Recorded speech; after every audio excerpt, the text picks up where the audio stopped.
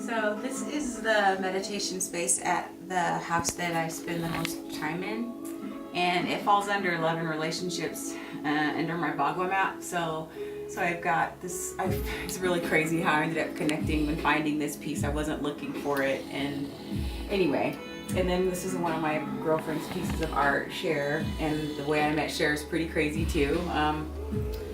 That's just an amazing story. She had her art when I was in Glastonbury, and I fell in love with it and couldn't figure out how I was going to get it home. And then it turns out she lived there, and I ended up getting the piece of art in Sedona that I wanted in Glastonbury. That's just the way I manifest and attract things. It's just really beautiful. Same thing with my headdress for my ceremonies.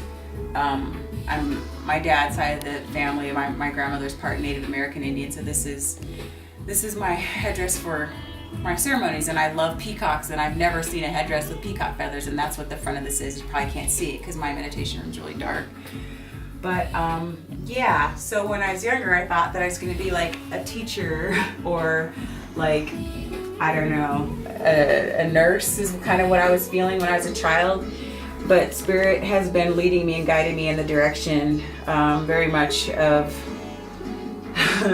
looks like I'm going to be teaching some Tantra, which I've been fascinated with since long before I was even sexually active. I was just really fascinated by that, very fascinated by the Indian culture, obviously. My first husband's East Indian. And it looks like I'm going to be doing some shamanic work too. And I'm going to Ireland to get my priestess process dialed in.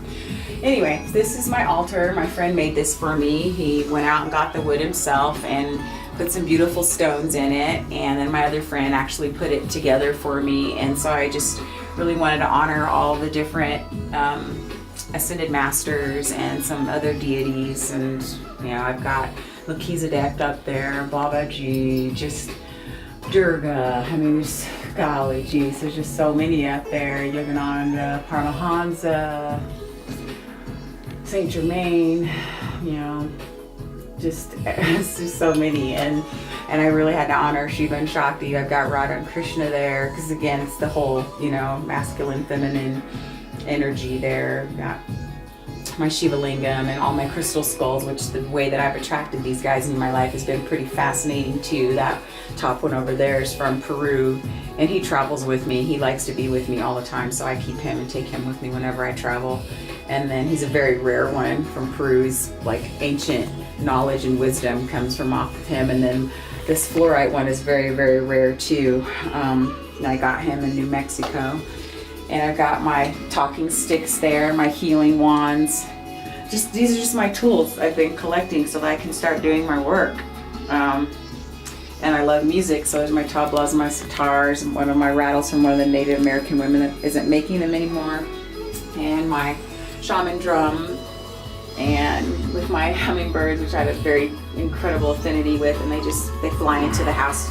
Whenever I leave the door open, they just fly and I have to catch them and send them back outside. And I'm doing some work with these stones and putting things together in a book so that, you know, if there's ones that I would be using for people or having them use, I'm just going to put together like a little encyclopedia of all them with all their information. So the room's kind of a mess right now because I'm working on it and I still need to finish painting in here. This is my Corinthian chime that I use before I get going with my meditation, and my Merkaba that I like to spin as well.